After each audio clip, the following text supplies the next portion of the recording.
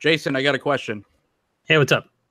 Was Marky Mark's performance better in Boogie Nights or Ethan Hawke as Finnegan in Great Expectations? What? No. Welcome back to Director's Cut. This is for Alfonso Cuarón. I don't know. I'm going to have to get some accent checks. Cuarón from one of our special guests tonight. But tonight, I am joined, as always lately, by the illustrious host of Brainstorm Brewery, Mr. Jason Alt. Thanks for coming back, sir. You're welcome. All right. And for the very first time joining us from Florida, I almost said planes walking in from Florida. We don't have many magic geeks here tonight. We have Mr. Manny Castellanos. Did I say your last name correctly? Castellanos. A lot of people mess it up. It's fine. I am so sorry, Castellanos. sir. Castellanos. Yeah. I got in that before. Jimmy Sausage and Peppers is here joining us. No big deal. You're the writer for Geeks of Color and also host of Reel on Reel. Yep, that's my own podcast. Talk about films that have influenced, inspired people in general. Awesome, man. Awesome. So thanks for joining us tonight. And thanks for having me. Absolutely. For Alfonso, say it one more time, sir. Alfonso Cuarón. I can't say it like that and sound as cool as you. It's Cuarón. Cuarón? Alfonso Cuarón. He's Alfonso Quarantino. Very good. Jason, who's your special guest tonight? My special guest is an Imperial IPA by Rheingeist in Cincinnati.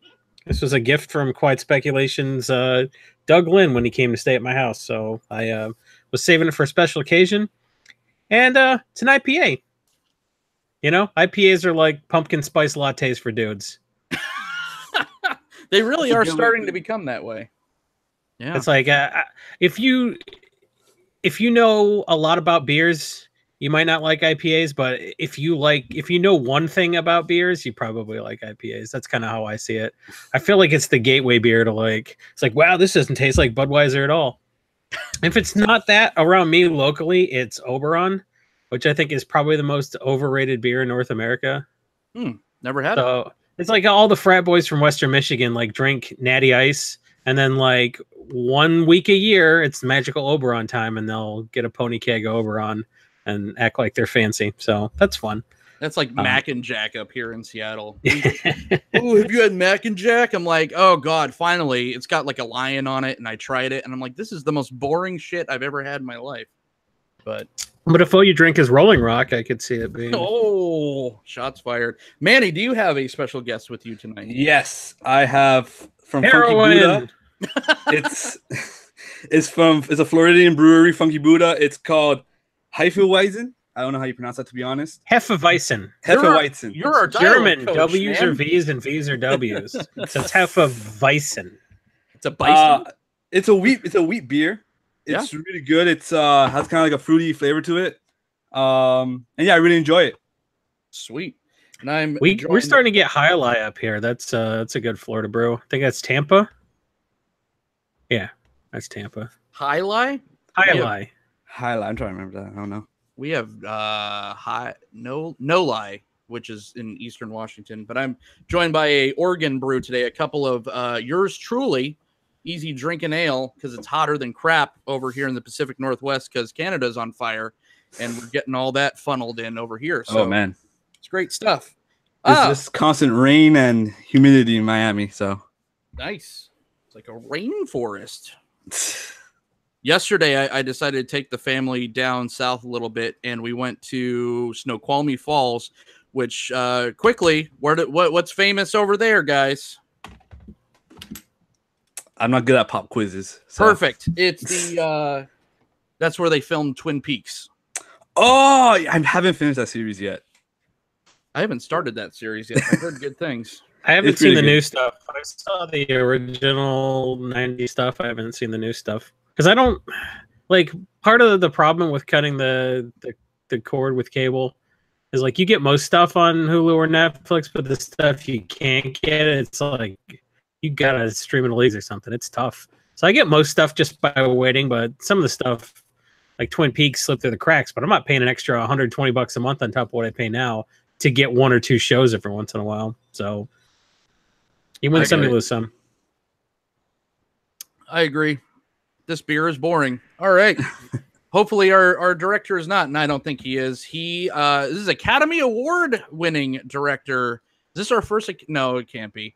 He got a Makeup Academy Award, I think. Oh, that's. Oh, yeah, I can see that. He got jobbed in 06. Yeah, but he cleaned up in 13 because he came home with 2 for Gravity. But let's start with his themes.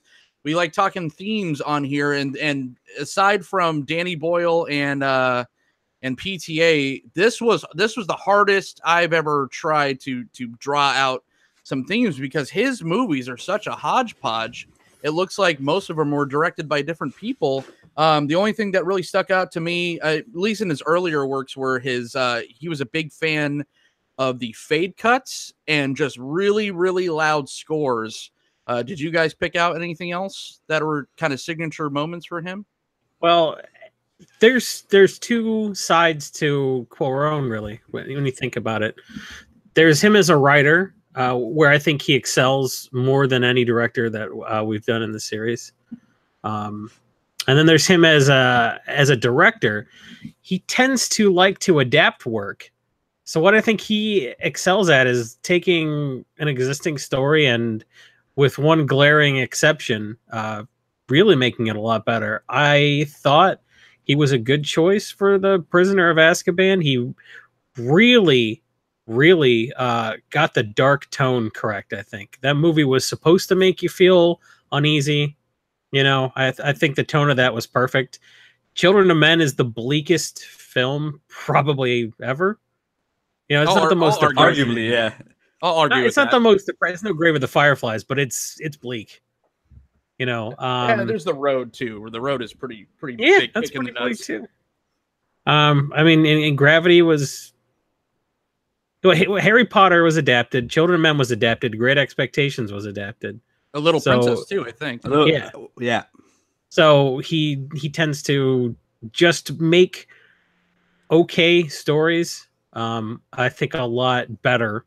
He's got a unique vision, I think. So, Children of Men, if you read the book, I thought was terrible.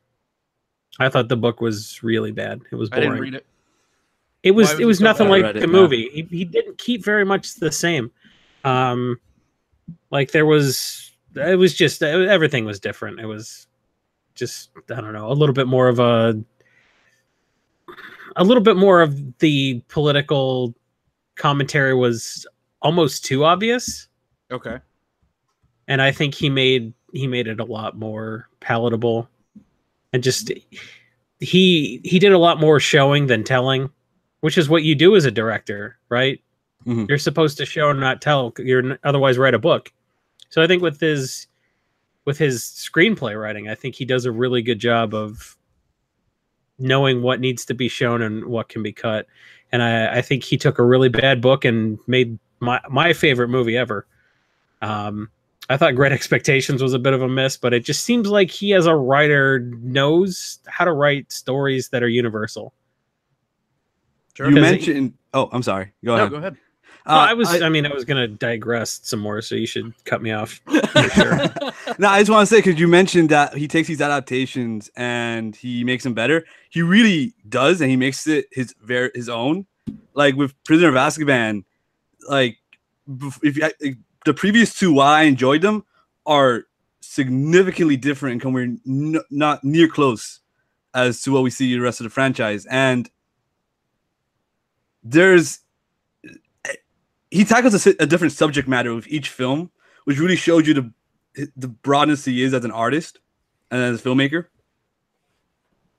Sure. The biggest theme, before we jump right into like actually kind of reviewing the films too, the last theme, it's not really a theme, but it takes a certain director. I mean, he only has 8 films to his name, really, around there at least. 7, actually. 7, and he's Is he like Tarantino, where like it doesn't count if he didn't write and direct? No, I think they all count. I think so, at least. I mean, either way, he's got kind of a small book as like opposed to I don't some count others. True Romance. Like, what was his True Romance? But it takes a certain kind of person to be able to direct something like Harry Potter and a Little Princess, and then go the opposite route and go like super crazy sexual NC-17 like Tom Bien or like Great Expectations. So he has that spectrum where he could do, you know, childhood films, and he could pander to a lot of audiences, and that's why I think his filmography is so diverse, because he kind of can touch on all those. So being that said, let's jump into his there's some that we're gonna kind of skip over, but let's start with The Little Princess. 1995. The hotel heiress extraordinaire, I forget her name, is the main star of this film. What did you got? This film, in my opinion, I'll kind of kick it off with my thoughts on it. It was had better cinematography than what you would expect from that era of childhood non-Disney kind of films. It had some interesting things visually with all the Indian scenes and everything, and it had some pretty good performances. At first, it kind of took me a second to really get into it, because I don't know, it's just not for you. It's a G-rated movie about a little girl. Yeah, but I love Disney movies. I love all that kind of stuff, and this was kind of hard to get into, but once I did, I kind of got why it was so kind of beloved. I found it actually very endearing. I thought it was pretty sweet. I was surprised by how much I kind of enjoyed it. You know, not excusing that horrible CGI monster that we see in the beginning and end. For the time, though, it was okay. Yeah, it was. I see, at least in a lot of his earlier films, kind of like what he would become later on. And there's a shot when that I'm just gonna like talk about what I really like about this shot, where they're walking to church, and like there's like this little choir music of like women like singing, and like I don't know what it is, but you could tell how that kind of was the first step into like doing Harry Potter. And I don't know, yeah, that's all I can say right now. Jay? I mean, it was fine. You know what? It kind of reminded me of, like, I wouldn't be surprised if I heard that Pan's Labyrinth was in part inspired by something like this. It seemed like a non-magical Matilda. Sure. Which came out around the same time. I think Matilda was 95, 96, right? It was around the same time. I thought this was a little bit more grounded in reality and just like a little bit more serious subject matter, because it was like, well, you know, your family's fighting in the war, so that sucks. Go to boarding school. So I thought this was I don't know. I thought it was a sweet movie. It wasn't for me per se, but like I enjoyed it, and I could see why it got 2 Oscar nominations.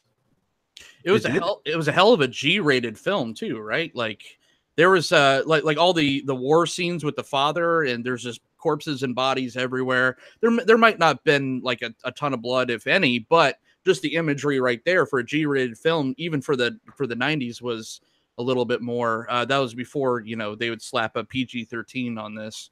Because, you know, back in the day, they would put, I think, Jaws was PG. So the rating system isn't always the story, you know, tells the story of the film. But this, for a G rating, was a little extreme. I thought the performances were great. It had a lot of those theater actors, you know, a lot of like off-Broadway actors, because it did feel kind of like that. It felt like I was watching kind of like a production, like a school production. And it was almost bizarre that there wasn't any music. It felt like a musical with no music. Well, it's because it seemed like most of it took place in her imagination almost. So you would have expected, I don't know. I think it was just like a little bit pretty bleak. Was this the first film he ever worked on with Emmanuel Lubezki? No, his first one was his first film, Solo con tu pareja, Only with Your Partner, and okay. You can't talk about Cuarón without mentioning Lubezki. So, yeah, I mean, he got the nomination for best cinematography here. I felt like he got jobbed a little bit on Children of Men, considering how demanding Cuarón was with some of those shots. But I mean, this this had great cinematography. It had great direction, good writing, and great casting. So it's not for everybody, but this was a fine film. I wasn't disappointed. I sat through it. I agree. Like, it was every emotional beat. It hit me, and I think it did what it accomplished to do. You'll go back and you'll find these movies from the early 90s that sort of like nobody talked about because I was like in grade school. Like stuff that like with really good performances and just like everybody was good and then no one talks about it anymore. It sucks to see decent films get forgotten. Like stuff like With Honors with Brendan Fraser and Joe Pesci. Sure, yeah. It was one of those movies like I could have easily just never seen and actually liked. I have no idea what that movie. Yeah, exactly, because it just didn't make a big deal. It like made double its budget. Pesci got to show that he had some dramatic chops, and then Brendan Fraser slowly stopped being marketable, and then that was sort of it. Yeah, this film, like, think about the stuff that was popular in the same genre around it. It was like Indian in the Cupboard, and it was all those big book adaptations, and for whatever reason, this just maybe it didn't have the star power. Well, it certainly didn't, because then they also hired a basically unknown in North America director. Yeah. Yeah. You know, they only budgeted $17 million for the movie, which seems like a lot of money, but by Hollywood standards, $17 million was probably the catering budget on Avengers. So, yeah. Let's transition to Great Expectations, 1998. So you only have 3 years. Did you want to completely skip Solo con tu Pareja, because it sounds like Manny saw it at least? Oh yeah. Do you want to touch on it? I could touch on it. Yeah, it's. Go for it. You know, it's not my favorite. It's so. Do you mind if I spoil it or like tell some beats what it is? Spoil away. Okay, at least for me. I don't know. Jason, do you care? No. I mean, I know what it's about. I just haven't seen the whole thing. Okay, well, basically, it's about this guy who's a womanizer. He sleeps with women all the time, and he basically wrongs this nurse and falsifies his medical exam and says that he has AIDS. So it's kind of like him trying to come to terms with finding his true love and his meaning of life. Wait, and who says he has AIDS? The nurse? The nurse, yeah. Like it's on his record. She falsified the record. Okay. Huh. Yeah. So he thinks he's gonna die. Yes, exactly. And it's like a raunchier Y Tu Mamá También. A raunchier? Oh my in a way, like, or not raunchier, but it takes itself not less seriously. Is a better way to put it, because it's a lot. Again, there's no real drama to it. A lot of supporting casts are just comedic reliefs. Again, it's just more of a straight up comedy. Though, and you know, honestly, there's nothing that memorable, at least for me. And that came before Little Princess. Yes. Yeah, that was 91, 92. See, that's what I'm saying. He went from he was very like yin and yang throughout his career. So what made the studio even hand over an IP like Little Princess to someone that was coming off something like that? Weird, but he did win an Ariel for Best Original Story for this. So an Ariel's it's like the Mexican Academy of Film Awards. So and the thing is, like, he directed this 88, and this movie was just lost in just trying to bounce it off the studios for a couple of years. Okay. All right. Yeah. So let's go to 1998. I mean, that was back when he still had some juice, because he was writing for Hora Makata at the time. He was, yeah.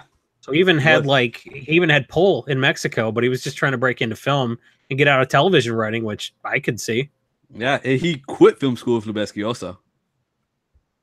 He's not an old guy either. He's only in his 54 years old. So he must have been early 20s when he made that, in the 80s. No, he was born in 1961. He's probably in his 50s though. I can actually look it up right now.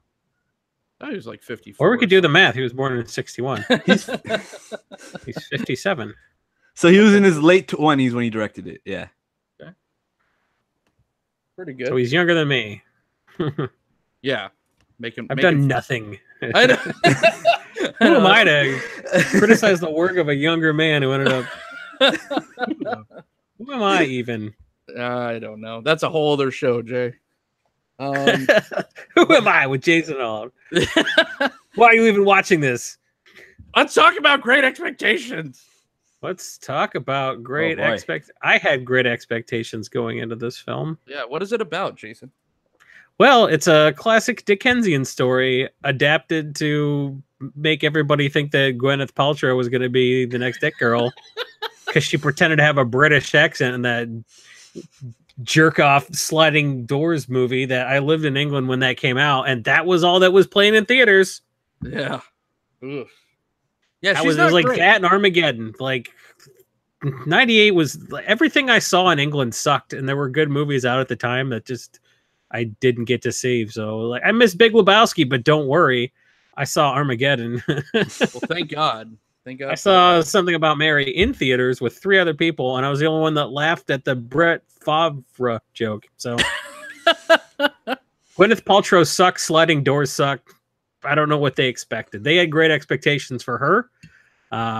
Ethan Hawke was so bad in this. Just awful. Like he was worse than this bad movie. Yeah. But there was great performances in this movie too. And there are great moments as well. Well, this was right when Hank Azaria was trying to prove that he had chops too. Like he does a lot of film for a guy that gets paid like $1 million for 3 seconds of voiceover work on The Simpsons every week. He wasn't bad. I didn't hate him in this. Anne Bancroft was great. Robert De Niro was trying. But I mean, just the rest of them. To be fair, yeah, he was. Just the worst. I mean, I couldn't believe how glaringly bad Ethan Hawke was in this. And the score was But who knows if he was just... I don't know. Because it's Dickens. You read Dickens in college. Sure I did. Well, I want you to chew the goddamn scenery. Well, then put Daniel Day-Lewis in there. It always circles Daniel back. Day-Lewis slept on a straw mattress and made everybody call him Finnegan for a year preparing for this role. Oh, God. I draw with your chalk. You know. Just the worst. But yeah, I loved Anne Bancroft in this. She's... I don't think she lived too much longer after this, right? I think this was one of her final roles. Yeah. Man, fact check. Yeah. Yeah, we have the internet. She died in 2005, so 7 years after this. Not too bad. Yeah. Yeah, she had. Yeah. She was fantastic. The story, you know, everyone knows the story. It's all about her being scorned by her husband, and she is going to vicariously fuck up another young man's life through her niece, and it's just the worst thing possible. And she warns him at the beginning, you know, you're gonna keep trying, you're gonna keep doing this and pursuing this girl in Estella. And you know, we have, you know, pre-tween tongue on tongue action. It's just kind of an uncomfortable movie. I thought I think it's not Bradley Cooper. Chris Cooper, yeah. The other Cooper. I thought he did a fine job in this film. Well, he's just one of those guys, right? Like he's always good and just no one gives a shit. He's consistently good in everything. He's consistently great in everything. Like, we'll give you $80,000 for this movie. And he's like, fine. We're paying Kevin Spacey $25 million. Cool. And you got to let him kiss you. Great. Glad to be working. What do you think? Yeah, Chris Cooper's fantastic. He was wasted in this movie. I don't care for... This just reminded me of that douchey Romeo and Juliet movie they did. That was Baz Luhrmann. Oh God. Man, you have my sisters in the chat right now. I actually enjoyed that movie, Romeo and Juliet. Like that opening scene is bonkers. I don't know how I cannot enjoy it. At least you know who else likes that movie? Ray Perez, Ray Future Pro. Hey. Manny, if you want to die on that hill, he loves that stupid. He's like always posting on Facebook about how he's watching that movie again. I'm like, dog. All right, well, I'm not watching that movie it's not like one of my favorites. I saw it one time and I enjoyed it. That's the kind of thing that your English teacher makes you watch because she has a hangover. Like that is a hangover. That's something I'm gonna sit. It's like. That's what my hangovers feel like. Keep it down. My teacher actually didn't put that. He put like a different 70s version of the movie. He was 80 years old, wasn't he? He's actually pretty young. We did Macbeth, so we got to watch the Roman Polanski version of Macbeth, and that movie fucks. Roman Polanski's Macbeth is the best. I loved it. I haven't seen it yet. That's pretty gratuitous for a childhood, showing. Right? We had to get the teachers like, you will need to have waivers signed by your parents. And one girl's parents didn't sign it, so she sat out in the hall. We were watching topless witches tell Macbeth that he was gonna win a 5-minute sword fight. You're like, it's right after health class. Yeah. I'm ready for it. Oh man. All right. This is what happens when you bring me on a podcast. I will get us way in the weeds and we're like, what were we talking about? 10 digressions ago? Great expectations. It's more entertaining than this movie though. So I mean, he tried. I will agree with that. He did not write this. It is not his fault. They're like, hey, you did a good job with that movie about the little girls. We got a $25 million movie. How would you like to do a mainstream American movie with big actors like Robert De Niro and Ethan Hawke? And he's like, yeah, I'll do this. I'll do this movie. And he got paid. Positives were it was shot well. It was shot beautifully. When you have Lubeski, for the most part, it's really good. There's one sequence, the scene, it's called The Lover's Dance. Easily the best part because there's very little dialogue. Also, that's key, and it's just most of it's just one take, and it's literally my favorite part of the movie. Is that where they're doing the time jump, basically the Lion King thing, where Pumbaa and Simba and Timon are dancing, do a Hakuna Matata, and then they fade cut into adults? No, that's the one. It's more towards the end where he's at a gala, and he's asking, "Where's Stella? Where's Stella? Where's Stella?" Oh, sure, yeah. And that's another theme. Alfonso Cuarón does like the tracking shots quite a bit. He's obsessed with them, really, to be honest.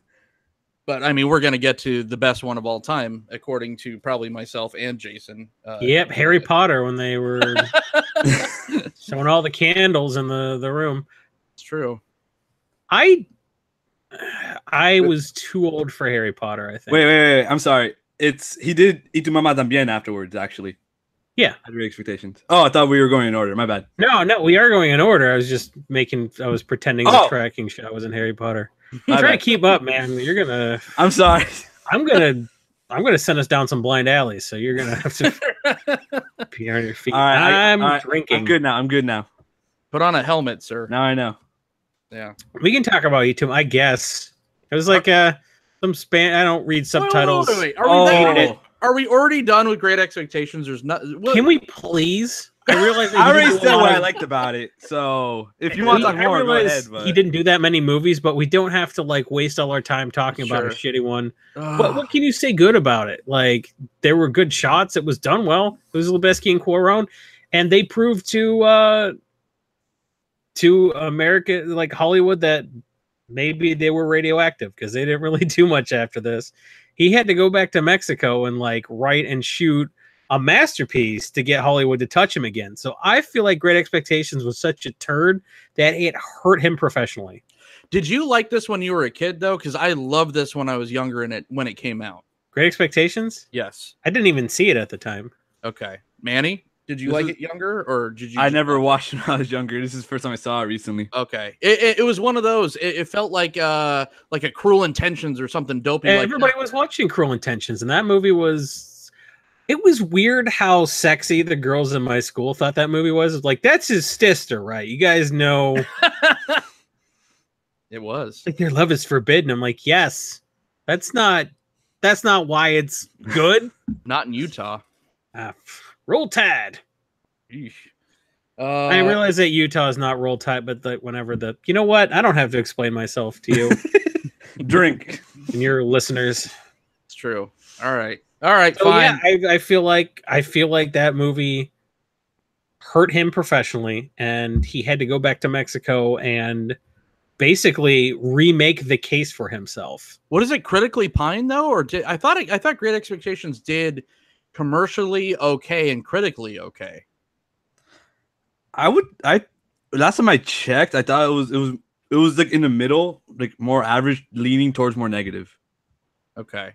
Yeah, it was just a poor script. It was just Eric in the chat says the soundtrack was good, but I feel like it was just like the whole death scene, spoiler alert, with Robert De Niro. You had this like campy rom-com like score overlaying his death. I don't know. I thought it was schizophrenic. I wasn't a big fan of it at all. I thought it was just loud and just bizarre. And he changed names of characters too. Like yeah, that's gonna piss off the Dickens fans. No, you got to call him Pip. Yeah. I don't want to call him Pip. You know where they got the name Finnegan? That was Ethan Hawke's dog. When I heard that, I was like, that's the douchiest. What are you, Edward Norton? Making like, just name it after my dog. Ugh. I bet Ethan Hawke got into the editing room and fucked this movie up. I don't know what happened, but all right. Let's go to the Mexican version of Kids, Tu Mamá También, otherwise known as, or translated rather, is Your Mother Too. And talk about, this is I don't know. I just watched this last night. I didn't know what for the first time. Oh ever. Boy, man! When this movie, I was in college when this movie came out. It was huge. And like college, I can imagine that. Yeah, it was just the student film festivals all played it. Like it was 3 consecutive weeks at the all our math lecture halls were set up stadium seating, so they would show movies on the projector in math lecture halls free for students. So I would go every weekend to movies, and this was playing like 3 consecutive weeks because like it was such a huge thing. Like this movie was like 2001's Run Lola Run. Like it was like the foreign film everyone talked about. I'm really surprised that you didn't at least like hear of it and think I got to watch this.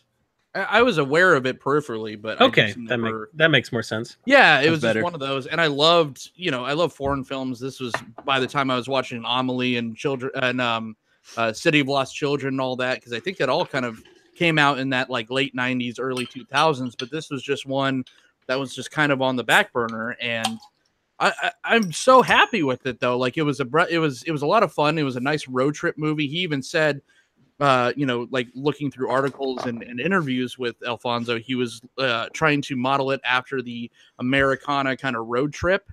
And I just thought it was brilliant. There was a very full frontal gratuitous scene, especially coming from coming from Great Expectations, that makes sense, but then going to Harry Potter. But I mean, you saw everything about everything, especially from whatever Caspian from Rogue One, later to go on to star in a Star Wars film. Cassian, Manny. What is EY2 Tambien about? Oh, well, personally, you keep saying EY. I love it. Y Tu Mamá También is my personal favorite Cuarón film. Ooh. On a personal level, and I mean, he's just a great filmmaker. Like, from here onwards, it's just hit after hit after hit, honestly. So it's hard to determine which is the best from his body of work after this. But this film is just great. Like, honestly, the way it's shot is just gorgeous. It's almost like a documentary. All on digital, right? Yes, I believe so. Handheld digital cameras. It's actually one of the few movies I own in Criterion, like the Blu-ray DVDs. What else can I say about it? Like, it's so realistic, and I can relate so much to some of those experiences. Like, give a little non-spoiler. What it's about. Okay, so basically, it's these two Mexican friends. Summer just started, and their girlfriends are away for the summer, and they don't know what to do. They're bored, and they come across this woman in her 30s, very attractive, and they try to flirt with her and get her to go on a road trip with her. Happens to be one of their cousins. Cousin's fiance. And so she declines at first, then she goes, And from there is just. But they were lying, right? Like there wasn't actually a road. Yeah, trip they were lying originally. They weren't. It was just a way to like sleep. They were trying to impress her. Yeah, she's like, she called their bluff, and they went, "Oh shit!" And on the last minute, they all went. Yeah, it was great. I love Chelas. He had to borrow his car from his liberal arts sister. Yeah. And that's the thing. They had like this narration. This narrator. I know they were inspired by Jean-Luc Godard films when writing, when it came to the narrator. And I love the narrator because the film tells two stories. Really, it tells the story about these kids and this woman, and it tells this exterior story in the backdrop, which is another, like the country itself, which is another character, honestly, in the film. And the narrator helps us know what's happening or really explore and dive into the thoughts and what's really happening into the characters in both stories. I don't know if I just made sense, but sure. I didn't like that they muted like everything when and then there was like a pause and then the narrator would speak. For some reason, that was driving me crazy. A lot of times, like the way I see it is like Cuarón tries to leave it to the imagination, so he kind of lets you fill in the holes of what they're saying, stuff like that. So that's how I interpret it. Sure. I thought actually worked for the movie. Mm-hmm. Because it's showing and telling, but like I normally hate narration, but I feel like it worked in this movie specifically. I felt like the writing was so strong that it sort of I think it might not have worked in a lesser film. Especially because like when it gets taken to the extreme, where like you freeze frame the guy's like, "You're probably wondering how I got here," or stuff like that. Those kind of like Deadpool too. That's me. You told me 24 hours ago. I think it actually worked here. Yeah, I've seen this a couple times. I saw it the year it came out. Not my favorite, but like. I mean, that's still like not my favorite Cuarón film. That doesn't mean it's not one of my favorites ever. I thought this was, I don't know. I just thought it was really good. I thought he did an interview where he was like, "Really, based on this, you're going to give me Harry Potter?" And they're like, "Well, I mean, he proved he can do everything, right?" Yeah, because he did everything on this, so he proved he can do everything. He made a movie that was, so like authentically Mexican, but he made it translate to an international audience. He made it compelling. It seemed like the dialogue was very American, even though it was all in Spanish. I wouldn't say American. I would say a lot more juvenile in a way, I guess, which makes it, I guess, more acceptable. I don't know. That's how I don't know. I mean, like Mexican teenagers are raised on American television, right? So, fair. Some of the stuff that seems like their culture is impacted due to their proximity. So, I think anybody I know from that is Mexican thought that this was pretty authentic. I mean, he was writing what he knew, right? I feel like he captured a lot of universality with this, and I think that's why it appealed so broadly. And I think he really proved that he can write as well as direct. So I think anything he got handed after this made sense, and I feel like he kind of had to prove himself after Great Expectations, which he made a movie in '95 and a movie in '98 that's sort of like, I can direct for a paycheck, but this isn't what I'm about. Here's what I'm about. And I think when he showed people what he wanted to do, and what he could do. I feel like this movie was a super smart movie with her arc, right? I think her name is Luisa. Yeah, Luisa's arc is just incredible.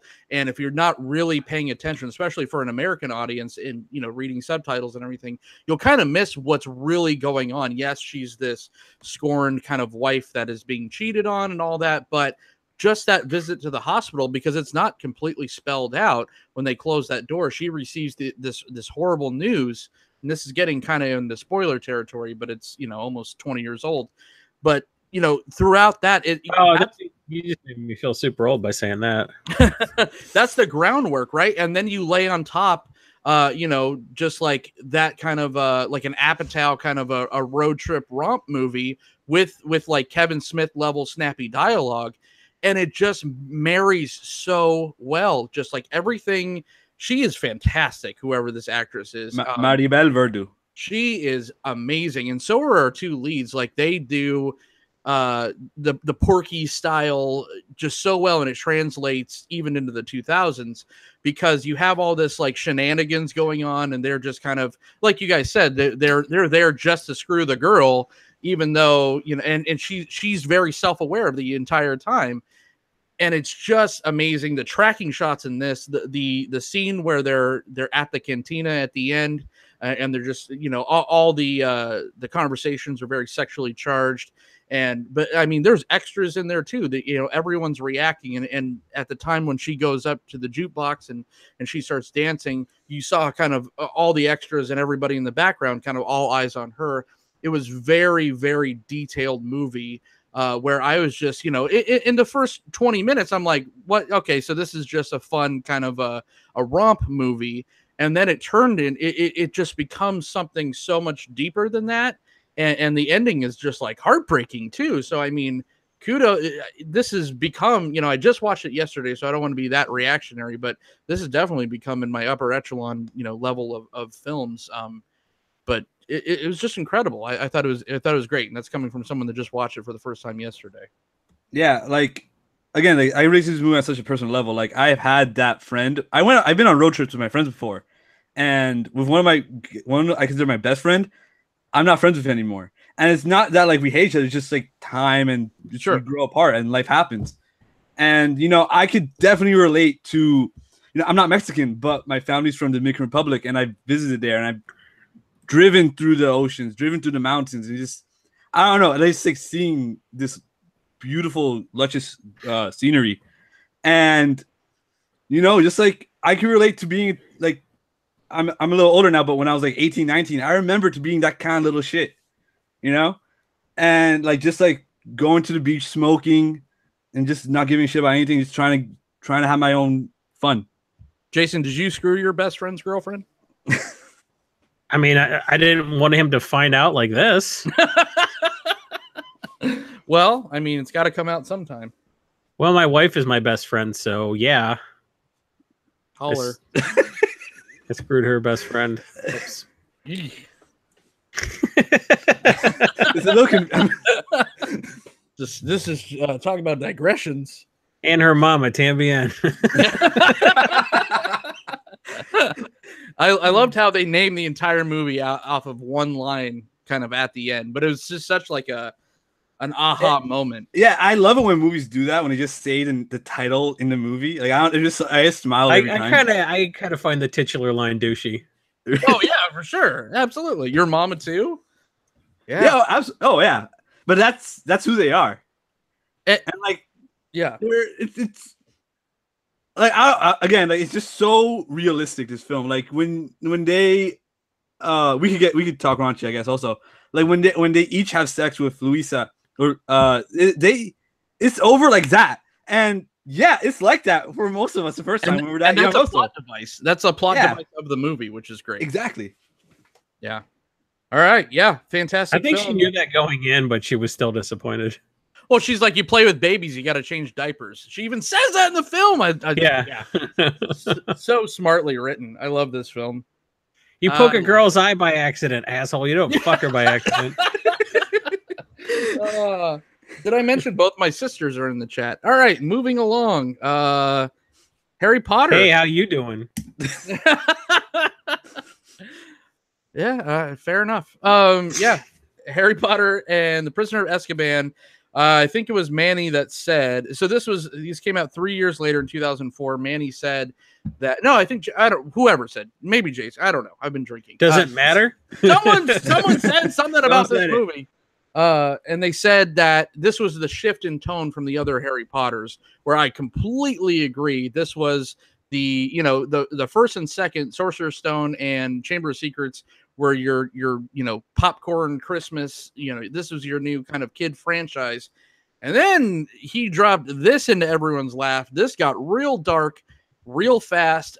This was terrifying, especially for this level. I remember bringing my oldest now, who's 16, but she was a little kid when this came out, like really little. And she saw this and she's just like, whoa, this is like scary. And I'm like, she's 16 now. She was 2 when this came out. She was very articulate. Okay. I have an articulate 2-year-old, but I'm not showing her Harry Potter. This is actually my first Cuarón film because I grew up with Harry Potter. Ooh. Okay. And I remember, I'll be honest, this is for a time when I didn't know much about films or anything, it was my least favorite Harry Potter film because it deviated so much from the actual story of Voldemort. Now that I'm older, I realize how dumb I was, and really learned to appreciate this one because, again, just like a huge tonal shift, and he just went. It showed that he has the capability to do a horror film, just if he wanted to, and he easily could. And it's just this terrifying moments. And what he does so well with Harry is that he isolates him again. We don't really see Harry isolated in the series as much, only in the beginning of the first one in Sorcerer's Stone. And it's this one where the way he just frames him, and I don't know, I'm at a loss for words just talking about this. No, because he felt like he was going to get other people hurt if they stuck around him. Mm-hmm. So he kind of he retreated as a character. And just trying to. Yeah, and then he's sort of like, I hope he comes to me because I'll be ready for him. That's sort of how. I think he realized, the first 2 films were bright because it's like, oh, look, you're exploring the wizard school, and it's their age too. The frogs, and there's the talking hat, and it's like everyone trying to murder you. And by the third book, third story, he's sort of like, all right, cool. I guess I'm just gonna have people try to murder me all the time. All right, bring it on. I'm ready. So that's why it got dark, I think, because Harry got dark. I feel like the 2 skirmishes he got in the first couple movies kind of really calloused him a little bit. And then he gets to spend summers with a shitty foster family. Nothing good ever happens to old Harry Potter. So why wouldn't the movie be dark when there's Dementors in the school and, people are trying to murder him? And I don't know. There's a funny story apparently where when Cuarón was offered this film, he thought about it for a while, and he talked to his friend Guillermo del Toro about it, and he says, Cuarón said, I'm not sure about doing it. I saw the first 2; they're really not that great in my opinion. And del Toro asked him, "Have you read the books?" And Cuarón said, "No." And del Toro said, "You arrogant bastard." And he never read the books, right? He did not read any of the Harry Potter books, and he still made one of the best, no, not one, the best Harry Potter film. I think J.K. Rowling didn't even give him any notes. She's like, just try to capture the tone of the book. And he's like, who didn't read it? I don't know. Everyone praises the whole transformation scene, and rightfully so, because it's all practical effects in American Werewolf in London. But some of the effects in this film were, for the time, groundbreaking. I thought it was absolutely immaculate with the werewolf. Just looked fantastic. You had Gary Oldman, which, just is killing it in this role, even though he's not in it that much. And then, just the. Would you say he proved he can do a serious role? I think he could prove. I think he proved it before that. I have a lot. I like Gary Oldman quite a bit. With the whole Leon the Professional and everything, Gary Oldman's kind of the jack of all trades, in my opinion. No, but didn't he play a character named Sirius? Oh, it's making it funny. Hold on. That's how bad that was. I'm now on timeout that I did not get that joke. All right, I'm back. But yeah, it was what was it? What are we talking about? Harry Potter? I don't know. Right? It was a good film. Gary Oldman. Gary Oldman. No, it was it was just an adult film. I mean, it was a lot more of a, I like how you got, obviously you grow up with Harry Potter and Hermione and all them, and each or you one, didn't. Well, no, we didn't. We did not. My poor 16-year-old did, and then stopped after I made her watch this terrifying film.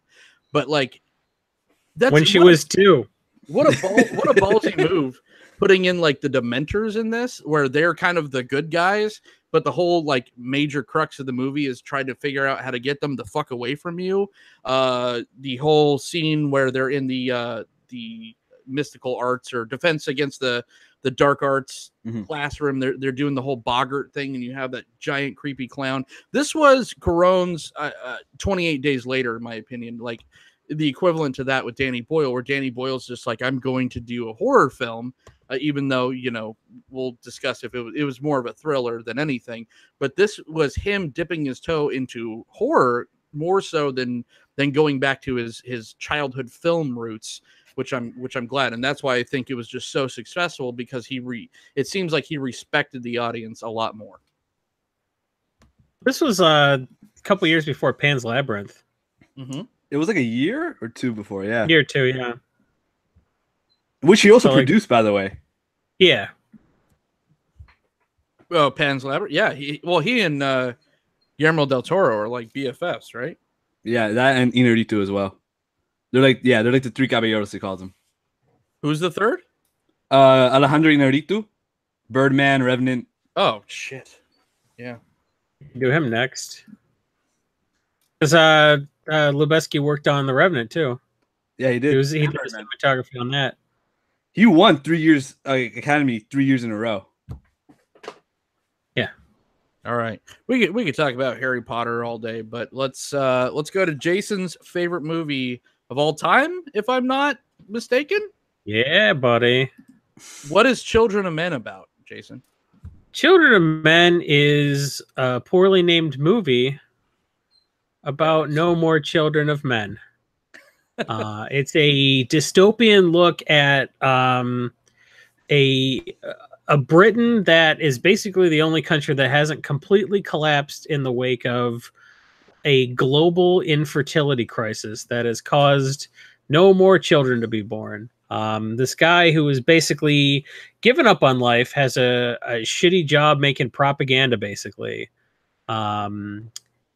His son got sick and died, and now there are no more kids. His marriage fell apart. He's a drunk. And he is, just because of who his cousin is, he can get travel documents to get somebody out of the country. So he is tasked by his ex-wife with getting the first woman to become pregnant in 20 years out of the country to doctors on this international project that can study how she managed to get pregnant and maybe have some hope for all of humanity.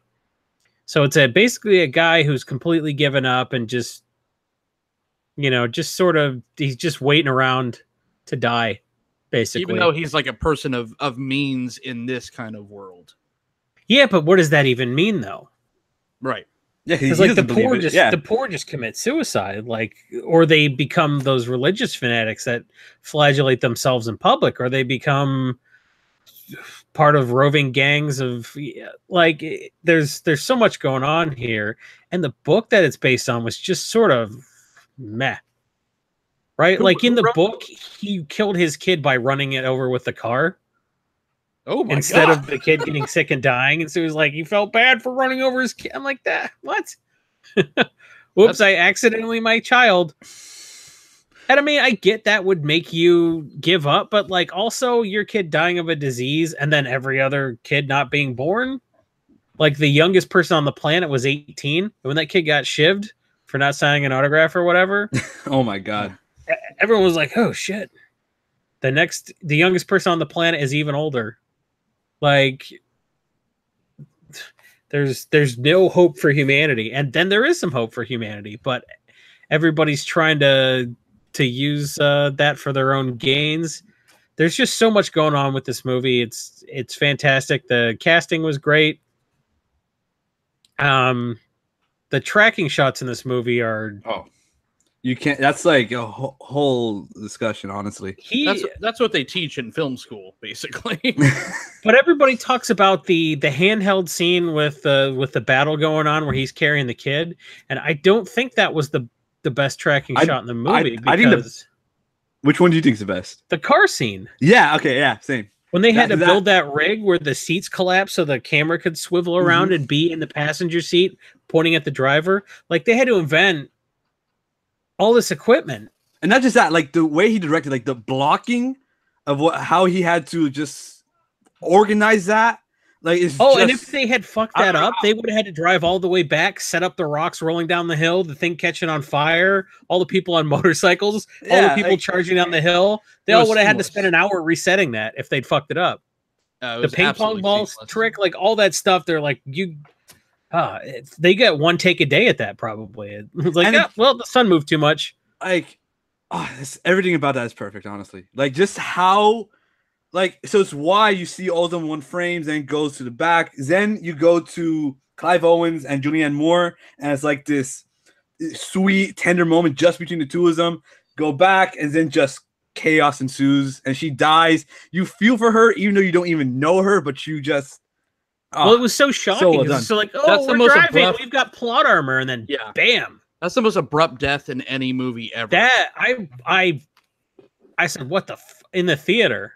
Yeah, I was so shocked. I don't know why I was so shocked, but it was so surprising. It just came out of nowhere because they're so used to people just like, oh, she's a main character. Yeah, Julianne Moore, like, you know, she's a star. Well, because that was paid the most for this movie. There's no, that was the character arc like that, and you're just done. You know, Clive Owen, you thought that they were going to figure out the MacGuffin, and then at the end, they were just going to try again, and then, maybe Julianne Moore is pregnant. But she was the only reason that he said yes. She was the only thing tying him to the project. He didn't give a shit about Key at that point. He didn't give a shit about the project. He was getting paid. He was getting paid to do it, yeah. He was getting paid, and, like, you know, it was good to see his ex again or whatever, and, like... He thought maybe for a second they might get back together, and then she's bleeding out. That was insane. My second favorite, and I'm not going to be a contrarian. Yes, the car tracking shot was the greatest thing in pretty much any film ever, as far as that goes. Even rivals most. Well, it was so hard, and it didn't need to be. It's like, well, you could accomplish that with cuts. He's like, no cuts. And when you're watching it, that has an effect. It's more engaging. It wouldn't have been as rich if it wasn't, because even when they're to the point where the cops stop them and they are getting out of the car, he shoots them, the car takes off. The camera is literally swaying, and it makes you feel like you're sitting there looking at it. You know, it's a completely first person type of shot, even though it would make no sense that type of person. It feels like your POV when, like, the camera, when, you know, it jostles as you feel like it's you. Yeah. He has this thing where it's something called an elastic shot, where he will do a wide frame, then he'll zoom in, and then sometimes the camera will swivel around and become almost like someone's POV. Like, that happened towards the end of that car sequence. Where like when Chiwetel Ejiofor and Clive Owen steps out, and there's like literally like a line between them, and they get in the car and they drive off, and where Clive Owen's character would have wanted to stay, that's where you stay, and you just watch them walk off. Yeah. Or drive off. My second favorite tracking shot in this film is the one where Michael Caine, and we'll talk about Michael Caine because I think he fucking killed it in this movie, but Michael Caine is sitting there getting Key's kind of keeper stoned, and you got that kind of split frame where it's not split because he shoots it in a way where you get Clive Owen, and usually in these kind of shots, if you've noticed, usually if you have two different kind of dimensions, you'll have where it be blurry up front, whatever the director wants you to focus on, you know, that's what's clear. And then if something shifts in the back, then it kind of switches. But this is crazy how he did this. He has Clive Owen just sitting there drinking by himself, listening to Michael Caine explain what happened to his son and what happened to he and his wife.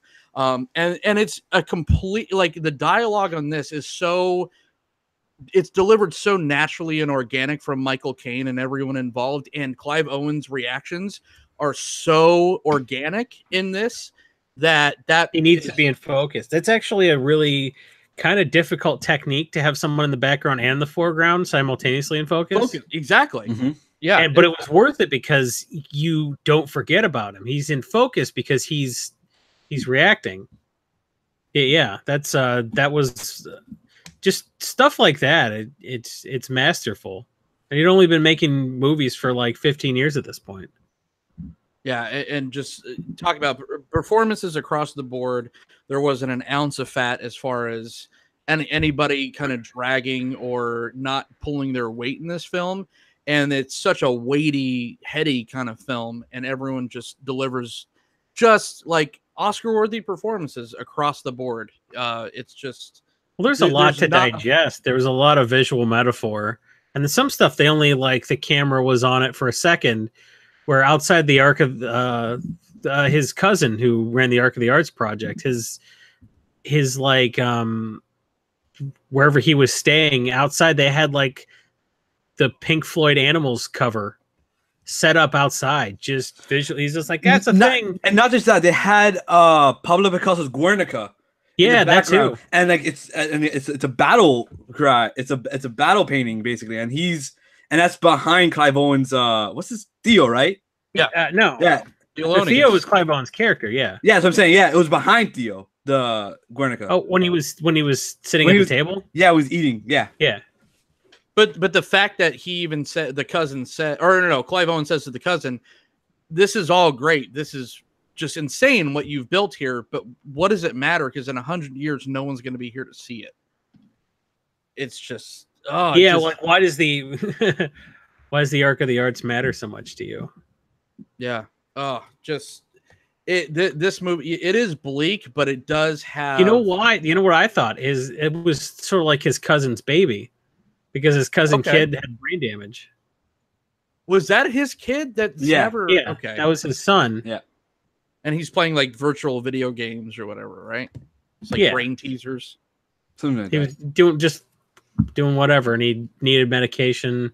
They tried to make it clear that like whatever was wrong with him, he wasn't normal. Like he wasn't gonna be his legacy. So it was important to him to have a legacy, and they accomplished that in under like 5 minutes. They told you a lot. Yeah, and it was interesting. Like you said, Guernica in the background, or Guernica. I speak French, so that screws up my Spanish pronunciation sometimes. That was a reaction to like early Nazism. It was, and some of the violence associated with that. So like, he didn't waste anything. You know, the statue of Michelangelo having the leg broken. Yeah, like that just taught you. It showed you a lot about what they were about. Well, it shows everybody coping in a different way, where it's just like, okay, tomorrow babies aren't going to happen anymore, and then it's a very, yes, it's a dystopian kind of, almost touches on sci-fi, but it's so real in a horrible way. You're just like, I would like to think that people wouldn't react this way, but, and it's, well, I feel like visually it looks very, very like modern. Like you can't tell it's 2027, honestly. Aside from like the moving billboards, it looks like today. Well, I would think if you look at 20 years ago, which was 1998, we're not that much more technologically advanced. Like, I don't need to turn a key to open my car door. That's like basically what's different for me. Computers are better, you know? Yeah. Stuff is going to be subtly better. We'll have better billboards in 20 years. And like, they had those like... I mean, that's 9 years from now. It's 2027. Yeah. So it's 9 years from now. I could see it not really being that different. So, yeah. I don't. I feel like he adapted a pretty mediocre book and kept all the important elements, which is basically what there was a guy and then he had a dead kid and then he helped somebody. That was basically like it. Well, here's a question I'll pose to you guys. Like, you know, he, like you said, the source material is mediocre and subpar. So why did he take this with such care? Because, you know, a lot of directors, you think about it, you really could do something like this, but everything was so painstakingly crazy. This was his sunshine. This was his magnum opus. Why did he decide to make this the hill to die on, basically, as far as any of the other films? I think the themes probably is what he explores. It's completely different. I mean, each film of his are different, but the themes of faith and religion and hope are just transcendent themes. So I don't know. I'm assuming the book wasn't really about all that stuff, or was it? It wasn't. It wasn't. It was a little obvious. Like all the metaphors were like in the movie, Quietus was the suicide pills that the government sent out. It's like, look, we don't want you running around being a jackass. If you want to end it in a solemn, dignified British manner, brew yourself a nice piping hot pot of Earl Grey, sit down in your easy chair and just take this pill and go to sleep. But in the book, Quietus was them rounding up the oldest people they could find and putting them like on a boat and sinking it. They were just killing old people just to bring the average age down to make themselves feel better. It seemed like it was just painted in a lot more broad stroke, the book. Yeah. A lot of the metaphors, at least, or like a lot of the imagery, it comes from paintings more than anything, and not necessarily religious paintings. Like when I remember I saw this, like when she reveals that she's pregnant to Theo, it's very reminiscent of like the birth of Venus or Aphrodite. Yeah. Sure. Yeah. They framed a lot of things like that was, and even if you didn't catch that, you knew something was up, right? Like there was another scene where they there was like a painting of Mary holding Jesus when the kid got shot in the street. La Pietà, yeah. I know. Yeah, and La Pietà was actually referenced earlier in the movie. Mm-hmm. Yeah, like he couldn't save La Pietà because he didn't have time or something like that. Yeah. And then you see it later. That's right. It was the statue. Yeah. Mm-hmm.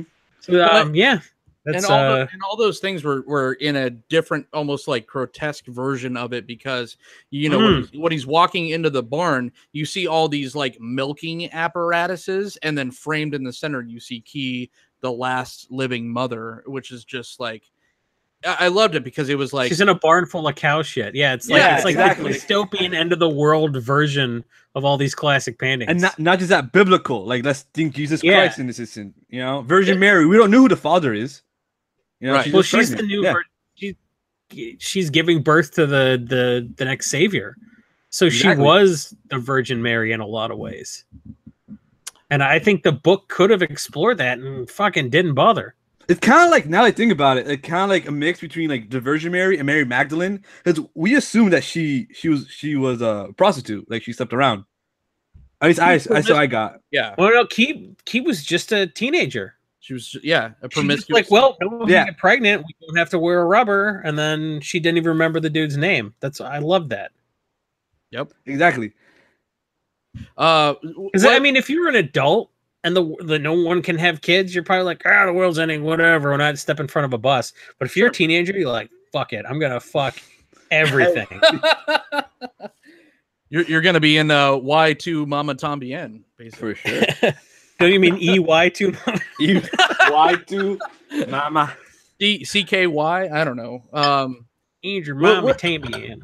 What did we not like about Children of Men? Because I really can't find. I don't have a nitpick. I don't want to ride this movie's dick too much, but I never thought about anything I didn't like. It didn't feel over long to me. I saw it 3 times in theaters. Like, I saw this movie and I left affected. Maybe that's why I like it so much. It was I don't know. What was good in 2006? This was playing at the same time as Stepping Up to the Streets. Like, what else was even in theaters?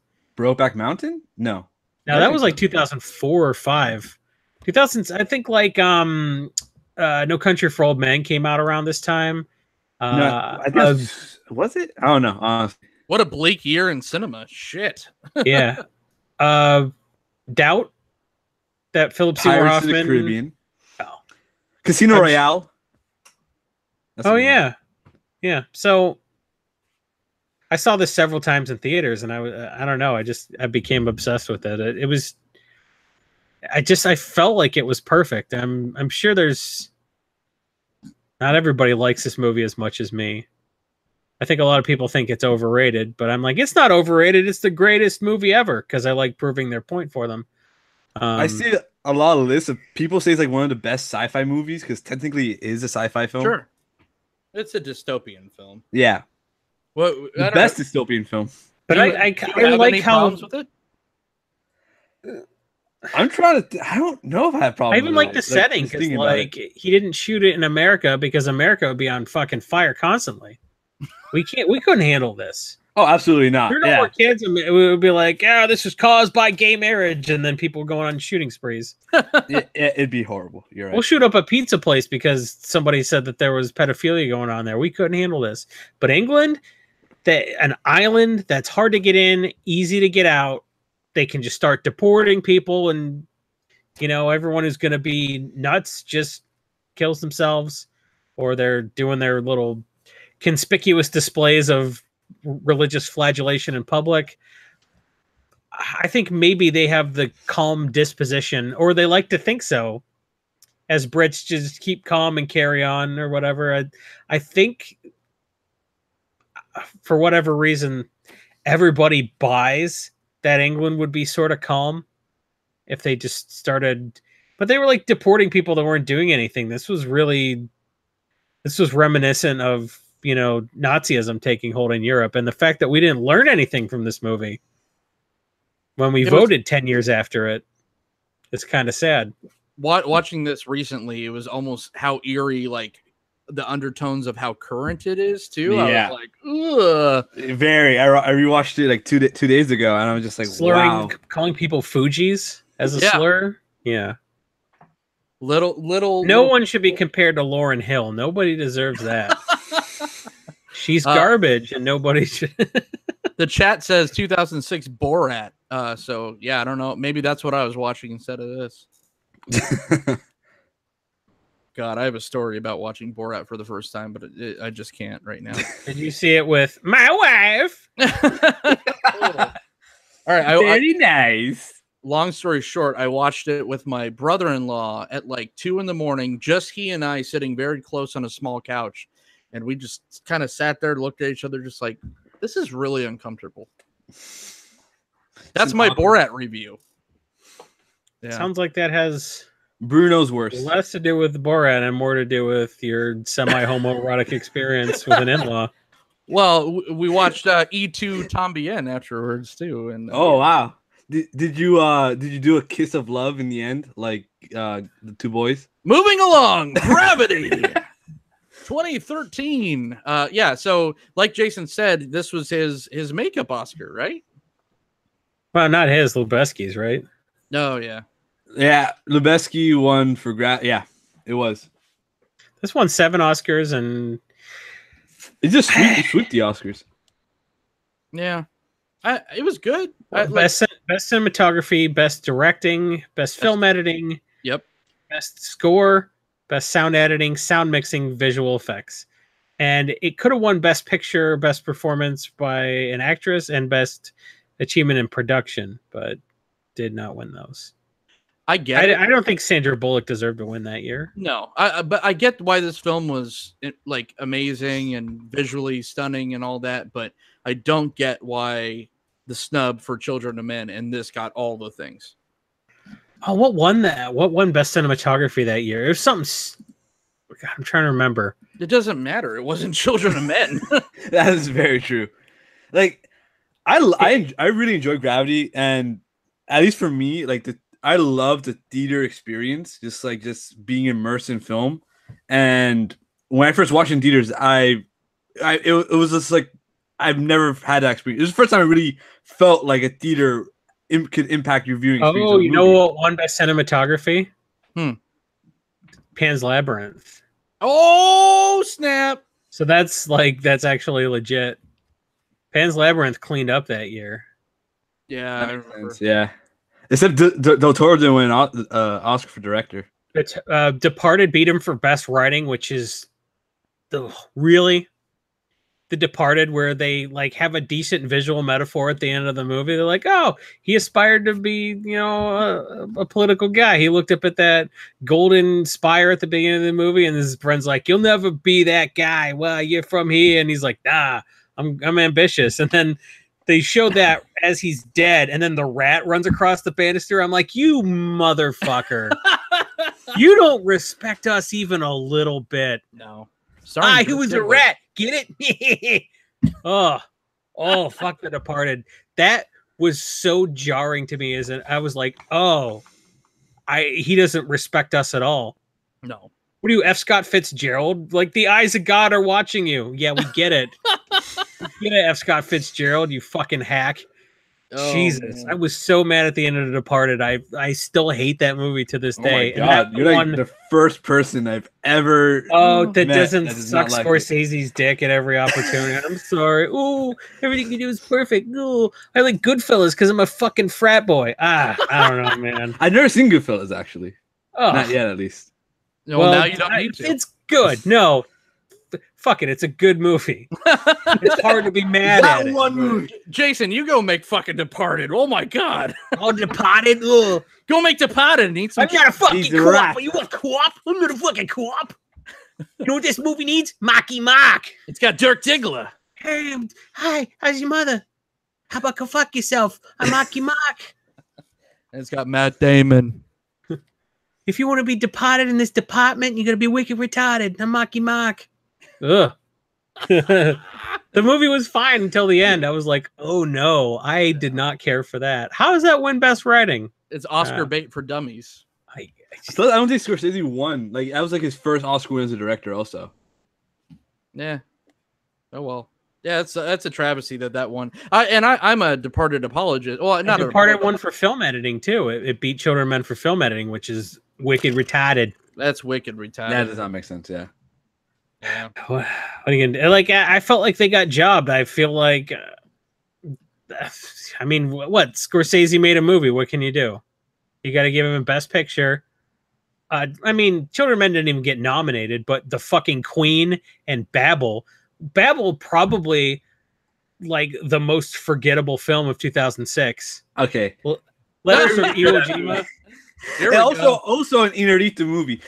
By the way, there's like this round table. Oh yeah, that was Inarritu. I get it, but like, okay, tell me one thing that happened in Babel. You fucking can't.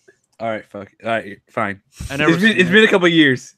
It's been 12 years since I saw it, but I'm just like, Letters from Iwo Jima was better than the other one, Flags of Our Fathers, sure, but like, I don't know. Isn't Babel a Mumford and Sons album? I don't know. But like Babel and Little Miss Sunshine getting nominated and Children of Men not getting nominated for Best Motion Picture of the Year. Okay. Like rough. you're not gonna win shit. And then everybody is held up. Awards. The Academy Awards don't mean anything in the end. Oh no, honestly. I get it, but like I love to obsess over snubs. Like it's fucking meaningless. I get it. Worked up. I love to just look at every year. It's like, oh, look at this year. Scorsese came out with something in 2013 too, because I remember watching the Wolf of Wall Street. Yeah, that's it. And that was his comeuppance. Gravity won over that, which I think, conversely, Wolf of Wall Street might be a little bit better than Gravity. So I would agree. with that, Gravity's overrated as fuck, but I liked it. I don't love it. I liked it too. Again, like in the theater, it's an IMAX movie. Yeah, exactly. No, Wolf of Wall Street was better than Gravity, but it's like, you know what? Fuck you. You go back and watch The Departed now, and you're like, all right, it's Boondock Saints. It's a frat boy jerk off movie, I love Boondock Saints. I like Boondock Saints too, but I watched it too much in college. Yeah. I had a DVD copy, and I was like, hey, why don't we watch this? And everyone's like, you have Boondock Saints? That's what we're watching. I'm like, yeah, but I literally watched Boondock Saints last night, so can we watch one of my other 90 DVDs that I brought to college? Are like, yeah, we're watching Boondock Saints. And then they would loudly misquote it, high five each other, and then put it in my DVD player. And I was sort of like, all right, this but it's got Daryl from Walking Dead in it. Yeah, it's got powder in it too. It's got powder. Oh my god. Oh my god. That was that we were the hipsters of the early 2000s. But that movie, okay, as long as we're way in the weeds, sure. That movie didn't get released in theaters. because of 9/11. Or no, Columbine. I mean, not 9/11, because of Columbine. Yeah. It like the guy had to like Clerks finance it, bootstrap style. Like he pissed off everybody in his band. They made a documentary about that movie. And it just shows what a douche the director is. Sure. And I thought that was infinitely more interesting than Boondock Saints, which I liked at the time and still kind of like. I have a soft spot for that movie. Whatever. The second one was super bad, but like Boondock Saints was just that movie that like it was like old school for me. The fact that every frat douche liked I've been talking about frat boys a lot tonight. Yeah, a little reminiscing here, buddy. Yeah, I was in a fraternity. I was in an honors fraternity. I wasn't in an ass peddling frat. But like it just like every frat boy loved old school so much it ruined the movie for me. I was like, hey, old school is pretty funny. I liked it. And then every time you're on campus, you're like, once you hit your lips, it's so good. And you're like, oh, Jesus. I love old school. This is not my generation's Animal House. This is my generation's swan song. We are not going to save any money for retirement, are we? I am literally Frank the Tank, the real life, with a more forgiving wife. Manny, what's Gravity about? A woman gets stuck in space With George Clooney. In her head. Yeah. A lot of fantasies start out this way. That opening shot with they used composite, like it wasn't really one take, but like they never cut away for like 17 minutes. It was insane.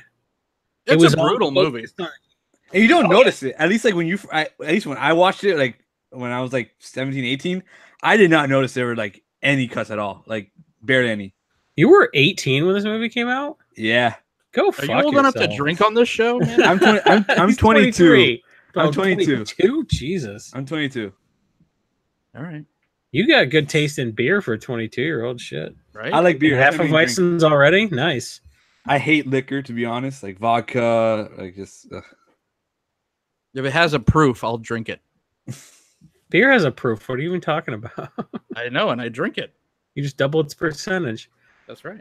Yeah, I Gravity was brutal, and I like to think that she just died. Yeah, right away, and that was all in her head. What did you think about the remake, Cloverfield Paradox? You know, Gravity 2. Completely different. That movie was so dopey. I enjoyed it for how dopey it was. I mean, Gravity was good. I walked out of the theater. I'm like, yeah, I saw a good movie. But when it started cleaning up, I was like, these are definitely makeup Oscars.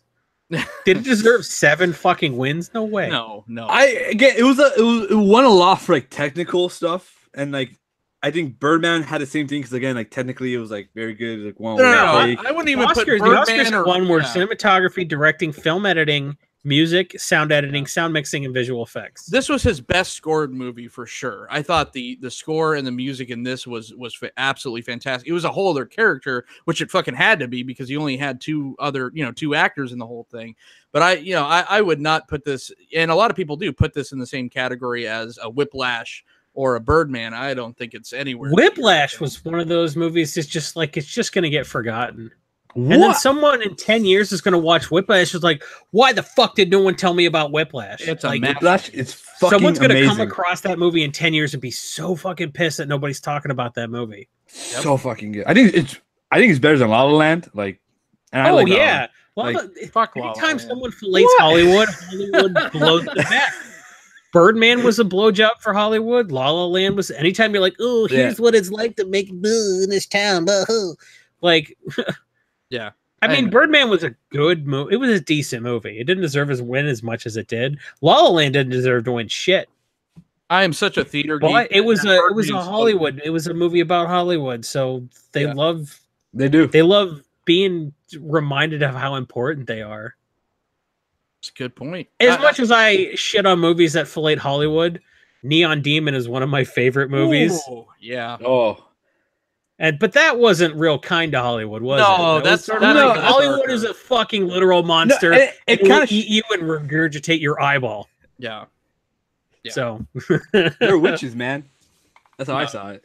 Yeah, no, Neon Demon's something totally else. Totally. We should do Refn next. Yeah, I was about to say that. Like Refn's filmography it's interesting. It's interesting. That dude is so underrated. I wouldn't hate on that. I could talk Refn. All right. But, like, at Gravity, I mean, it was fine. I liked it. So as much as, like, I can say it's overrated and still say I liked it. It's a great Cuarón film. And I feel like this is him at top of his game. He's like, I know. I mean, some of the shots in the movie were insane. If you are a film geek and you like the way shots are composed, if you thought you loved the car scene in Children of Men, imagine what you did with non-practical effects. All those elastic shots of a big wide zoom of the entire Earth that goes into like a tracking shot close up, then swings around and turns into POV seamlessly. He couldn't do that practically. So he did that all with like effects. And I get that. But like if you're a shot nerd, my God, that's pornography. So the story of Gravity was sort of whatever, you know. It doesn't matter. Yeah, because it was film is a visual medium. I say that a lot in defense of like films that people don't get. I'm like, no, Only God Forgives was not a piece of shit. Film is a visual medium. Like it showed you, it didn't tell you. So Gravity was just, it was a like, look how good this looks. It was pornography. It was, but then there was, and I'll still go back to coming off of Children of Men, where everything was painstakingly, and not just, it wasn't just computer screen. Everything was placed, like when they're driving through that countryside and there's just that pile of like cooked cows in the middle of a field. That probably took fucking days to set up that shot that took 10 seconds to drive through. Everything was so meticulous and so practical and tactile and all that in Children of Men. And then Gravity happens and I'm just watching a Pixar film.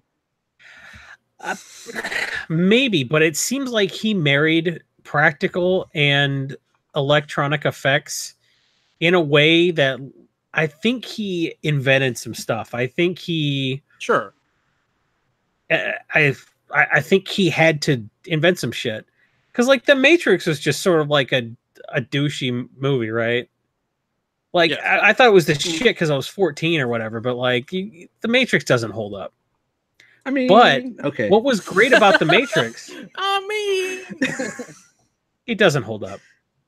You like, how old were you when that came out? 5? I was like in the womb. What year did it come out? 99? 99. I was 3. He was still in Key's uterus. Yeah. All right. I was 3, so I saw it when I was in high school. That was the last time I saw it. Yeah, if you're in your teens, The Matrix is cool as shit. There's guns and there's PG-13 titties and there's, you know, what was cool about that was the bullet time thing that everybody made fun of. They had to invent that shit, and that was amazing. So like The Matrix was really great because of the stuff that like we have to, as brand new directors, just invent this shit. And by the time Speed Racer came out, they were doing stuff that was 10 times more complicated than anything they did in The Matrix, and no one gave a shit. Yeah, about either film. Speed Racer is forgotten already, and that was a good-looking movie. If you drop acid and watch Speed Racer, it'll blow your goddamn mind. Oh my God, I've watched Speed Racer in mushrooms work too. Yeah, they do. Not that I would know. Right. Yeah, I've never done illegal drugs, but I'm surmising that the experience. You are a chemist. Lysergic acid, diethylmide. I promise you it would be a great time. But I mean, okay. I can't, not from experience. Yeah, so I don't know why I'm trying to pick a fight with you as far as why Children of Men is just like so much better than Gravity. But okay, you think visually, yes, they're both great. They're masterpieces. In Gravity's overrated, and they were makeup Oscars. However, the film put out, it executed. It was asked to do what it did. They did what they were supposed to do. Michael Caine was Sandra way Bullock, better. Just sucks, exactly. Michael Caine was better in a supporting role than Sandra Bullock was grunting for 2 hours. They could. I don't know who could. I mean, it's a different type of movie, also. I mean, she sucks, but like, who would have been better than her? Gwyneth Paltrow. No. I had great expectations for Gwyneth Paltrow. Man, I don't know. Sandra Bullock was fine. She wasn't the problem. Like, there was no real problem with the film. It's just, it's good, but it's not his best. You know what? If this hadn't won any awards, I'd be like, I enjoyed that movie. Yeah. I feel like I feel like I'm compelled to like it less just because it won awards I thought it didn't deserve. And I feel like that is not fair to me. That puts me in an unfair position. I completely agree with that, though. I should just be allowed to enjoy this movie on his merits, which is not his best, clearly not his worst. Yep. I think Children of Men was a better movie, and Children of Men came out at the same time as a movie that Scorsese made a movie this year. You can go eat farts. But he ate the fart with Wolf of Wall Street on that, so he got his comeuppance. But I mean, and the fact that makeup Oscars exist, just that the whole thing's a wank. But at the same time, I just love to like go back to like, can you believe on Golden Pond won in '81? Like, I just love to give a shit about something that doesn't matter because there are literal Nazis in our government and the world is on fire and children are in concentration camps. But if I could go back and see that in 1991, Jonathan Demme didn't win Best Sound Mixing for Silence of the Lambs, God damn it, I'm gonna. Wow, I didn't even know that. Manny's now offended. Let's talk about Roma. Rounding out this conversation, are we excited about this? I haven't seen anything about it. It's Cuarón, man. Yeah, I heard he shot. He directed it, he wrote it, and he shot it. Yeah, he's he is credited cinematographer for this, and this is so 5 years after. And again, he's back in Mexico filming it. It's about his Mexican family during I don't know what. I'm assuming like a tragedy. So yeah, I'm excited. It's premiering in the Venice Film Festival, right? Yes. Yes. Well, he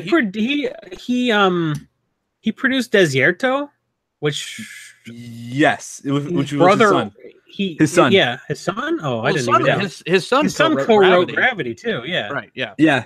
I thought Jonas was his brother. It turns out it's his son. Okay. And for first Desierto was. Oh, okay. Desierto was sort of generic. I felt like the trailer spoiled the entire movie, which pissed me off. This was a minute long, but like, I was like, well, that wasn't a bad directorial debut for his son. So shit, like maybe. I enjoyed it. I thought it was predictable. I knew it was going to happen, but yeah, I don't know, man. I love Jeffrey Dean Morgan so much in everything. He's perfect. Is he? Jeffrey Dean Morgan? I'm a Walking Dead guy, and I don't think I agree with this. What was he bad in? You got nothing. The Walking Dead? Watchmen?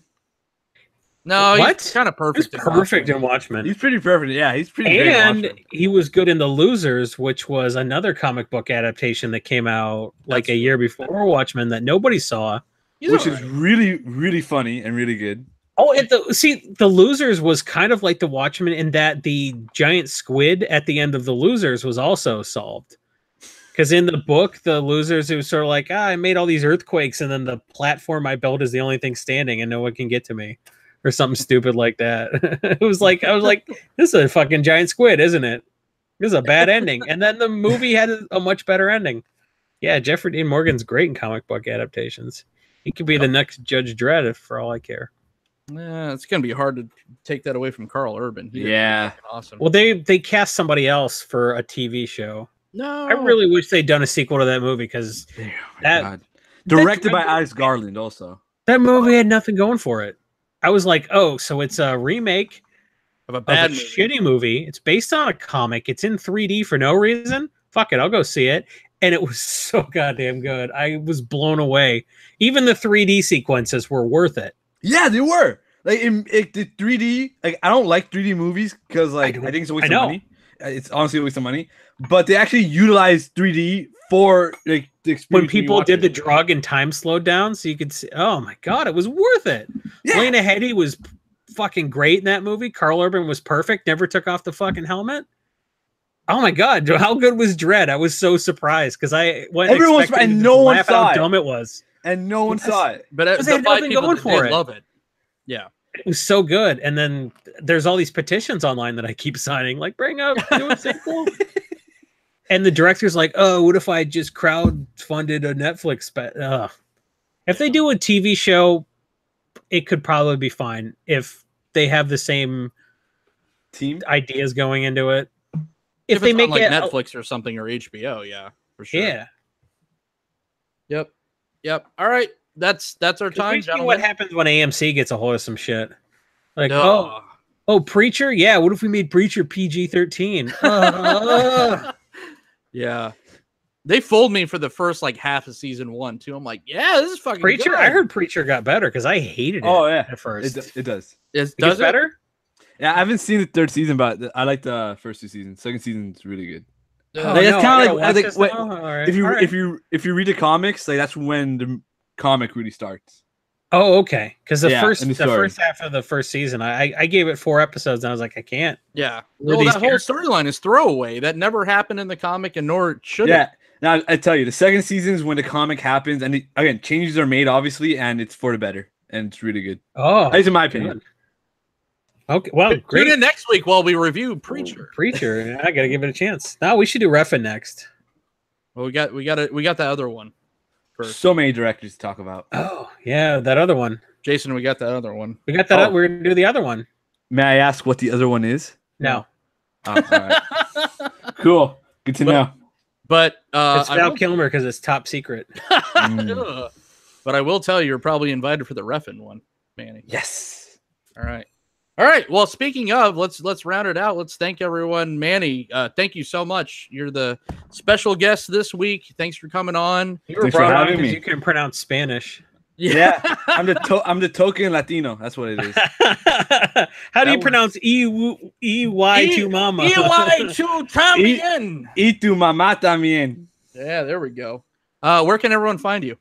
I'm on Twitter a lot, at Manny_Castel. Be sure to check out my podcast, Real on Real, at Real_on_Real, like a film reel with 2 E's. We get it. Yeah, I don't know. I feel like I have to always explain it because people don't know.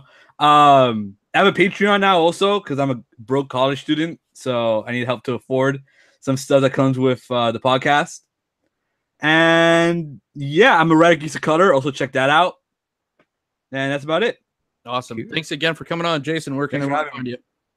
I'm the host of the Brainstorm Brewery and Money Draft podcast. I write Magic the Gathering articles for MTG Price. And I guess it's Cool Stuff Inc. now. Gathering Magic ported all its content over to Cool Stuff Inc. So check me out there. I am on Twitter right now. I'm findable on Facebook and Reddit. And I'm just generally all over the internet creating great Magic the Gathering content when I'm not talking about my favorite directors on this podcast. Thanks for having me. Hey, anytime, sir. This was fun. You could find me, Jon Dunning, right here on this very YouTube channel. They said, we said. You could also find me on Twitter at OrzovDunn. You can find me on Reddit now. I finally ripped the Band-Aid off. You gotta do it, man. Oh, I'm there. I'm on the Reddits now, which is it's not worse than Twitter. It's in that it's garbage, but we need it. Oh man, I don't know. I did my first article I wrote though went like 1.7, so I was like, okay, 1,000, not million. So I'm like, hey, that's my walk-off home run. I'm done. I got to get out of here. And then everyone just kind of like in the chat or in the comments told me that I needed to use more, spacing and less wall of text. So whatever. God love Reddit. You can also find me on Facebook and Instagram, all that stuff. But yeah, tune in next week. We're talking about Gary Oldman with the sisters, Walking Deb and Becky Morgan. We're going to be talking Gary Oldman on Real Actors. And then tune in tomorrow night for my Magic the Gathering podcast, one of 2. It's 10 Street Hooligans. Tomorrow night at the same exact time, 9 p.m. EST. That's not as cleaned up and precision as Jason's Brainstorm Brewery, but we do like to drink and talk about nothing, especially about cardboard. So come and join us for that if you would be so inclined. Until next time, and we'll spoil who we're talking about, who Jason and I are talking about next time. We might have that's going to be a 4-man show, and it might be returning some familiar faces around the whole Director's Cut hosting spectrum. So that's your tease. So for everybody, I'm John. We'll see you at the movies.